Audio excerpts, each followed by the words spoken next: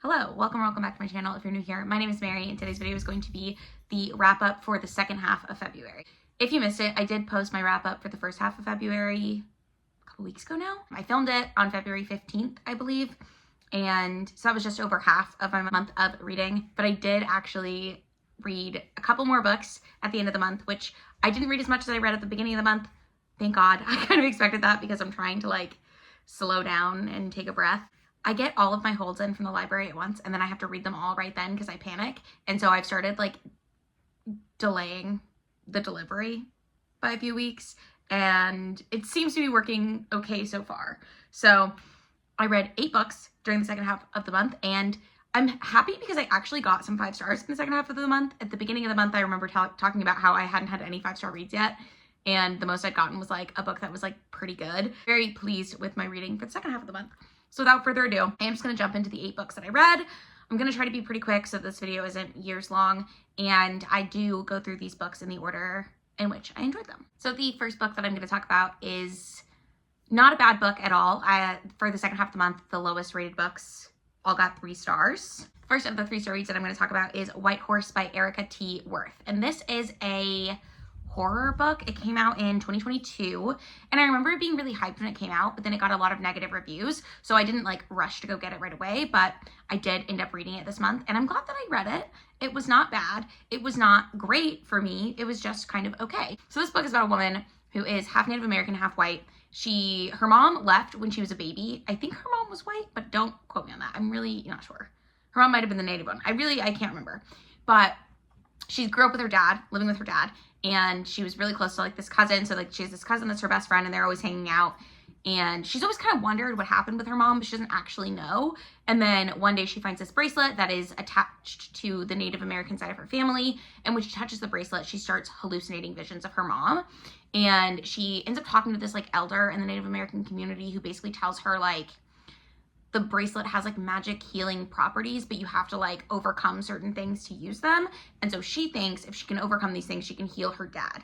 And then it's about her trying to find out what happened to her mom and the healing with her dad. To be honest with you, I don't really remember the horror elements of this book. This book is not super memorable to me writ large. I did like the story about the main character and her cousin / best friend and how their relationship was and just how that aspect of it went. But as you can tell, this book is not super memorable to me and I just thought it was okay. It was okay. I'm glad I read it, but it was not spectacular. A couple of 3.5 stars to talk about. So the first one is City of Girls by Elizabeth Gilbert. I'm kind of disappointed that I didn't like this book more because for the first third, I thought I was going to give this book 5 stars. I really loved for the first 2/3. I loved this book. And then it took a really long time to get to the actual point of what was going on. And so the premise of this book is the narrator gets this letter from a woman basically saying my dad died or my mom died. Somebody is dead. One of her parents. I think it's both her parents actually have died. And on her dad's deathbed, he wasn't going to tell her what this woman that she's writing to was to him. And she's basically I need to know who you were to my father. And so then we get this whole story about New York City in the 20s. Don't quote me on that. I don't remember exactly when. But our main character is from this wealthier family and she ends up going to live in New York City with her aunt. And she makes a lot of costumes. So she's really into sewing and her aunt owns a theater. And so she starts making the costumes for this theater and she gets into all this trouble with not trouble. She just starts being kind of a crazy city party girl that's not living up to her aristocratic roots, I guess. And her world ends up crashing down on her. But this book is a lot about the fun that she's having in New York City and the friends that she's making and then the drinks that she's consuming and the men that she's hooking up with and all of this very glamorous stuff. And she has this boyfriend who's an actor and all of this stuff that's happening. I enjoyed the process of reading this book a lot. And then at a certain point it comes back to I'd forgotten why we were hearing this story kind of. And it comes back to this letter from this woman being who are you to my father? And we get who her father was. And I don't know. I didn't really connect with that part of it. And it felt very if you've seen the show How I Met Your Mother, the whole show is supposed to be about how Ted Mosby, he's telling his kids how he met their mom, right? Like, he's telling the story of how they met. I'm not going to spoil it for you, but, like, you don't find out who the mother is until, like, the very last, like, last episode. Like, she's not a character. Every once in a while, he'll be like, and your mother was at this party, but we didn't meet that night. And, like, he's saying a lot of, like, the connections that they had. It was kind of like that, where I was like, I don't think she needs to know all the guys you were hooking up with. And I get that part of it is because the reader is like, well, who are these people? And, like, who is this guy? And is this the father? Like, is this who we're talking about? But it just didn't ultimately work for me that well. And that kind of disappointed me. However, again, I will say I had a great time reading this book. So I think I rounded it up to 4 on Goodreads, which I think is a very solid read. But it did get 3.5 stars just because I was so, like, kind of like let down by the ending. And the other book that I gave 3.5 stars in February is a memoir by Nicole Chung, and it's A Living Remedy. She has 2 memoirs. I still kind of want to read her other one, but she's East Asian, and she was adopted by a white family in Oregon, and she lived in a very white town, and then eventually she ends up going to college and being surrounded by more diversity, and that's really good for her. This book is about the death of her parents. So her first book is about growing up in a predominantly white neighborhood with, like, white parents, white everything, and just being very out of place as an adoptee, and then finding herself as she moves out and moves on. This book is about her parents dying. So her dad died, I think, right around the time that her first book was being published, and he died from complications with diabetes. And her mom died of cancer a year or so later. And so maybe a couple years later, her mom got diagnosed like a year later, and then COVID happened, and so she couldn't see her mom, and her mom died before she was able to, like, see her again. So it's a lot about her dealing with grief. This book is a lot about grief, death of a parent, all of that stuff. I think for me, I don't know that Nicole Chung's writing style is really something that I vibe with. She has a lot of, like, interspersing of, like, poetic language, and then other parts are, like, very straightforward. Also, this book is not super long, but it was very repetitive at times. And so I understand why she, like, wanted to tell this story if she is a writer. I just don't know, and this, I don't mean for this to sound bad, I don't know that there was enough here to make a book. And I don't know, like, no, I just, for me, it just wasn't, like, as impactful as I would have wanted, or as, like, I think if this was her only memoir and she was able to combine it with her childhood, but because she has already told a memoir about her childhood, she, like, references that in here. And then I think that is fairly short too. And so, like, I don't know. I'm just not sold that this is, like, a necessary read. Your mileage may vary. Now we're moving on to some 4 stars that I read in the month of February. The first one is Survive the Night by Riley Sager. I remember when this book came out, everyone was so, like, negative about it. So I was not, like, super hyped to read this one. I had such a good time. I do think parts of it were annoying. So the premise of this book is it's a girl who's in college, and I think her college is in Pennsylvania or New Jersey, and her family's in Ohio. And it's the middle of the semester. Her roommate has been murdered. She's having, like, a really hard time dealing with her roommate's death, and she feels partially responsible because she was one of the last people to see her roommate alive, and she left her roommate at this party by herself, and then the roommate was murdered. And so, because of all of that, she has decided she just needs to go home. She's, like, kind of contemplating dropping out of school or whatever, but, like, she doesn't know that she's never going to come back, but it's, like, right before Thanksgiving, and it's just a weird time. And it's in the 90s, I think, which I did not really pick up. A lot of people were really mad about that because they were like, the only reason this is set in the 90s was so that cell phones wouldn't exist. But I also think, like, the rideshare board was a thing in the 90s, and it's not really a thing now. So I don't know, but she goes to her campus's rideshare board, which, if you don't know what that is, it's basically, like, people who want to leave town but don't have a car would fill out this thing. It's like Craigslist before Craigslist, kind of. And so she essentially fills out this thing and is like, hey, I'm trying to go to, I think, Youngstown, Ohio is where she's going. Somewhere like that, somewhere in Ohio. And she meets this guy, and he's like, hey, I'm going to Toledo or Cleveland. He's going somewhere else in Ohio. I'm sorry, I don't really know what is in Ohio, to be honest with you. I'm really sorry again. I've been to Cincinnati. It was fine. But he's going to Ohio too. And so he's like, I'll give you a ride. I'm leaving at 9 p.m. on this day if you want to ride with me. And she's like, okay, great. Sounds good. And she meets up with him and she rides with him. And then she also has this thing.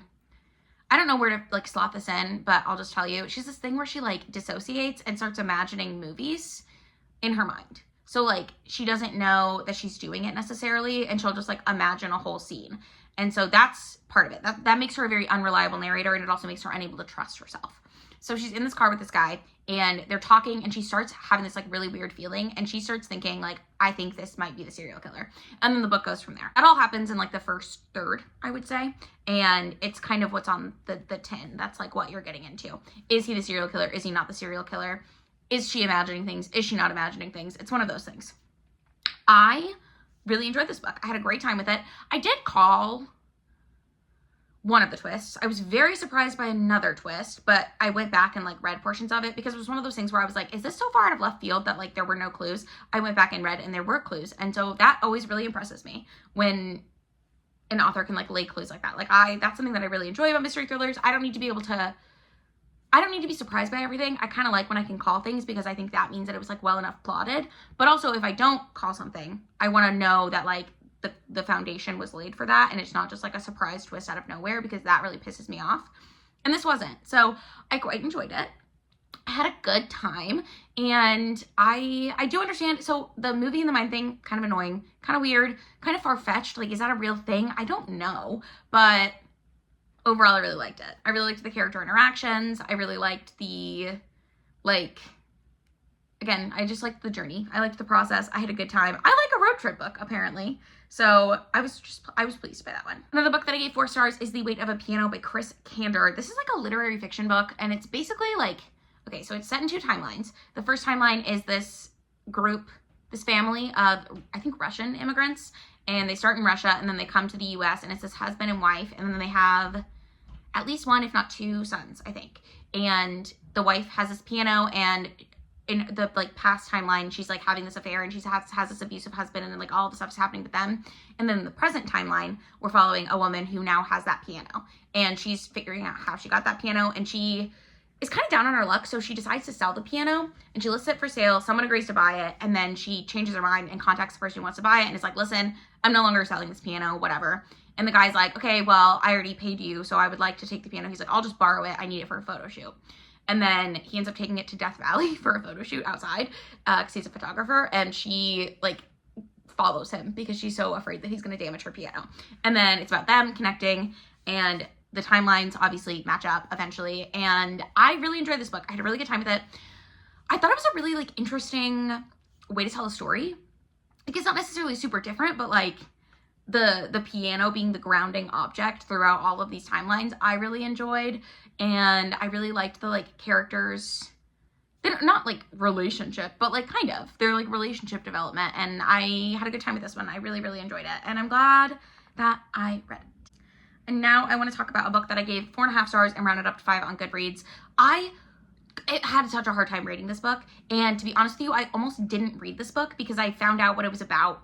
This is one of those books that's been on my TBR for a really long time. It's from 2018. It's probably been on my TBR about that long. And it's a dystopian book set in a future where all abortions are illegal.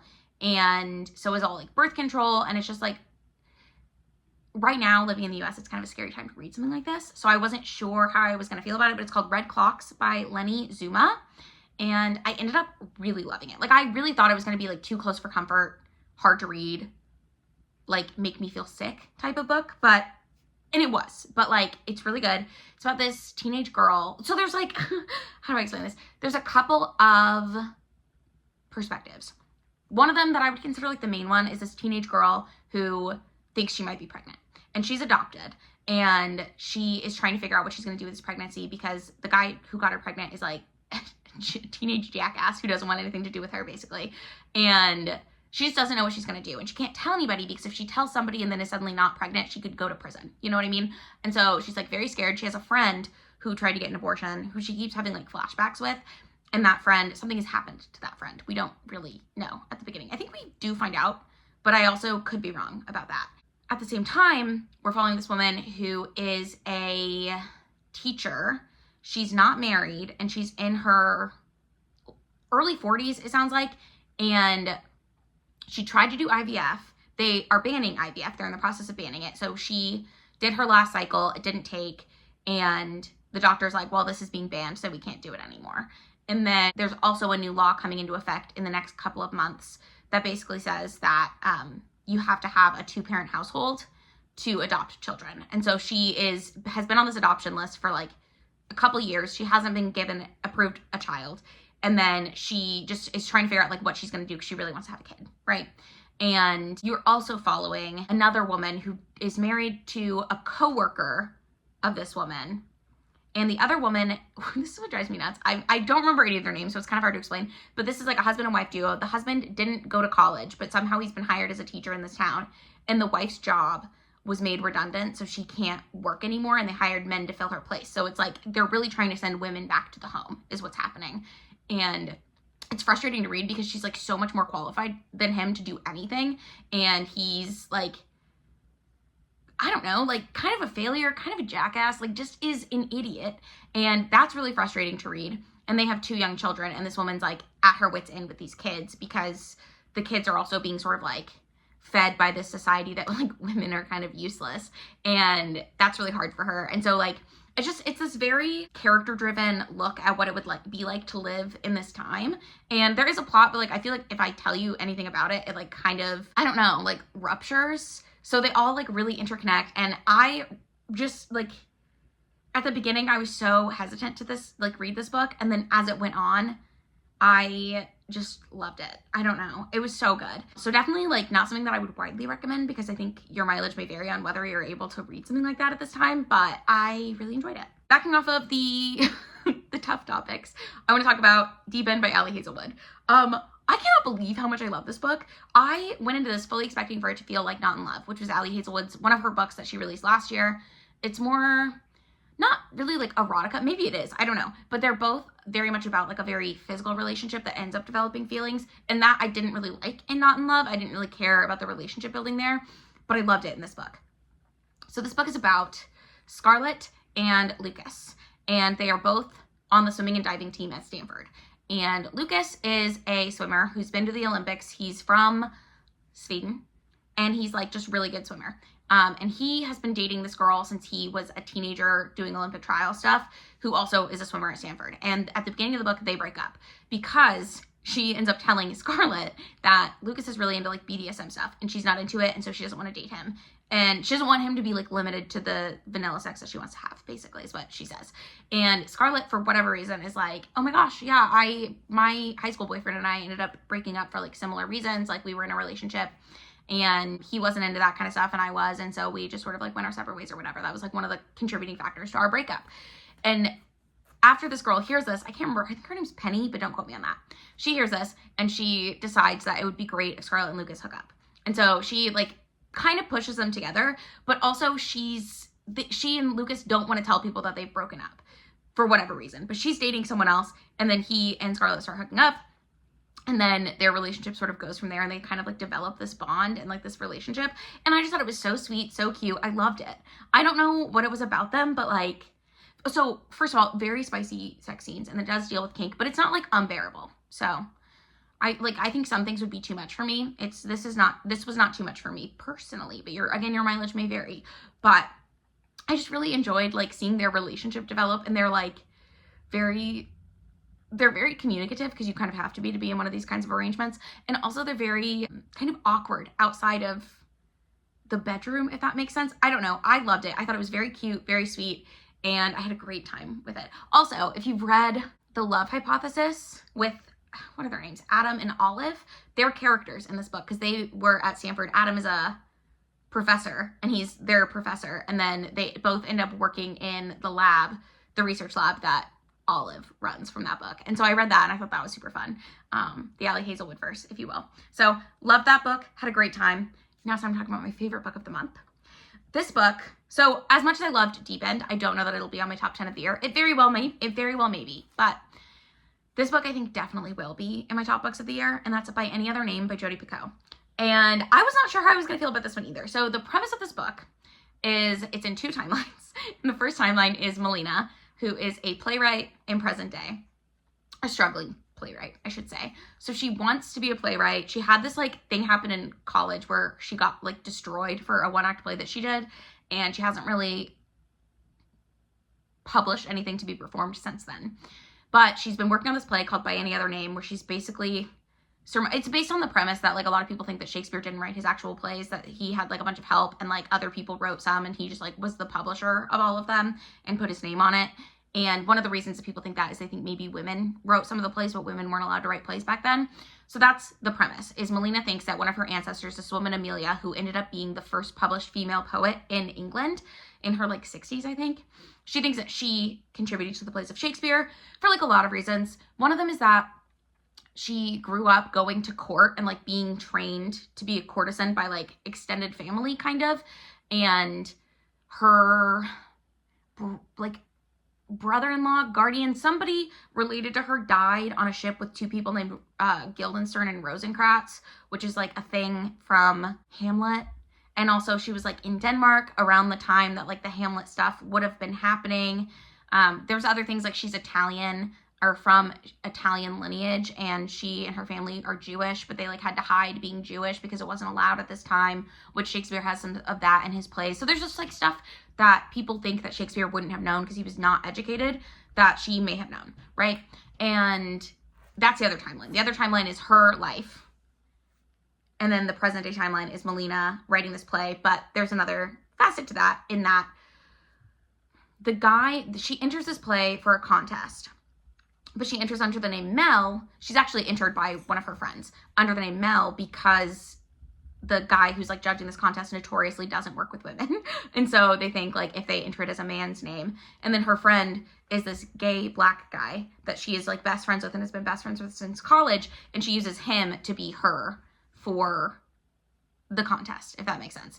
And it's a lot about like how that dynamic is going to work. It's a lot about her friendship with him. It's a lot about like the differences, but also the similarities between like homophobia and racism and misogyny within the theater world, I guess. I don't know a ton about that, and I don't know how accurately it was depicted in this book, but I really enjoyed it. And I had a great time reading this one. And it was one of those books where like, so often I think when a book has two timelines, you're drawn to one or the other. And when one timeline is happening, you kind of like wish that it would hurry up and the other one would get there. Or when it switches timelines, you're like, oh, I don't care about this one. For this one, I loved both timelines equally. And I was like equally sad and excited every time the timeline switched, if that makes sense. And I loved it. I listened to it in a single day on a flight.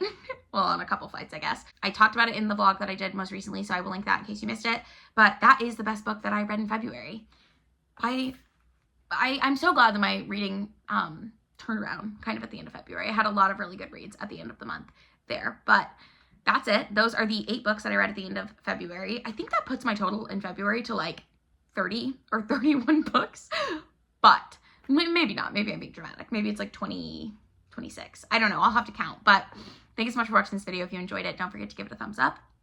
If you would like to, you can subscribe to my channel because I do try to post 2 videos every week, and I will see you in the next one.